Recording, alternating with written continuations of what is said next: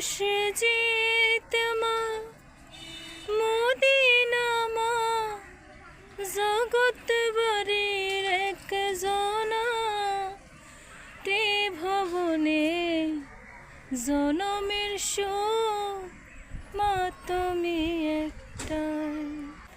Hello everyone, আসসালামু আলাইকুম। কেমন আছেন? আশা করি সবাই ভালো আছেন। সবাইকে ঈদুল আজহার শুভেচ্ছা, ঈদ মোবারক। আসলে এই পৃথিবীতে মা বাবা মতন আপন মনে হয় আর কিছুই হতে পারে না।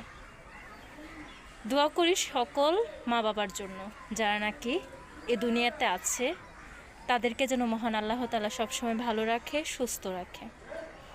এই যে আমি দেখতে পাচ্ছেন কি হাসি খুশি, কি সুন্দর করে কথা বলি, আপনার কি সুন্দর ভিডিও বানাই, কিন্তু আমার মনের খবরটা তো কেউ জানে না, কেউ বলতে পারে না।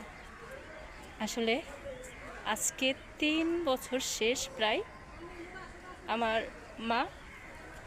মাকে ছাড়া 3টা ঈদ করে ফেলছে। আসলে আজকে অনেক কষ্ট লাগতেছিল, মায়ের কথা অনেক মনে পড়তেছিল, কারণ মা ছাড়া এই পৃথিবীটা যে কতটুকু অন্ধকার একটা মেয়ে বলতে পারে যখন তার মা থাকে না, সেটা আমি এখন ফিল করতে পারি। আমরা বোনেরা এখন ফিল করতে পারি যে আমাদের মা ছাড়া আমরা কতটুকু অসহায়। যতই আপন মানুষ থাকুক, যতই কাছের মানুষ থাকুক, মা বাবার যে ইচ্ছাটা, যে কষ্টটা, এটা কেউ পূরণ করতে পারে না। আসলে কথা বলতে বলতে চোখে পানিও চলে আসছে। আজকে ঈদ, কুরবানির ঈদ।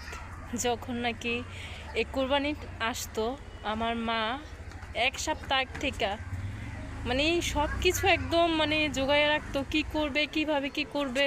তো আজকে প্রত্যেকটা সেকেন্ড, প্রত্যেকটা মুহূর্ত মাকে অনেক মিস করতেছিলাম।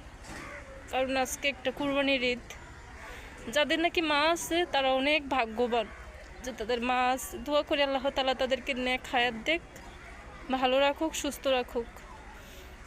আমার মতো এত অল্প বয়সে মা হারা যাতে কেউ না হয়, কারণ মা নাই, বুঝি মায়ের কষ্ট। আগে বুঝতাম না, আগে যখন কেউ বলতো তো এত একটা ফিল করতে পারতাম না, কিন্তু এখন ফিল করতে পারি। যখন বলে কারো বাবা নাই, মা নাই, তখন বুঝি যে মা বাবা হারানোর কষ্টটা যে কতটুকু। তো আজকে ভিডিওটা বানাইতাম না, তো যখন নাকি মায়ের কথা খুবই মনে পড়তেছিল। আজকে প্রত্যেকটা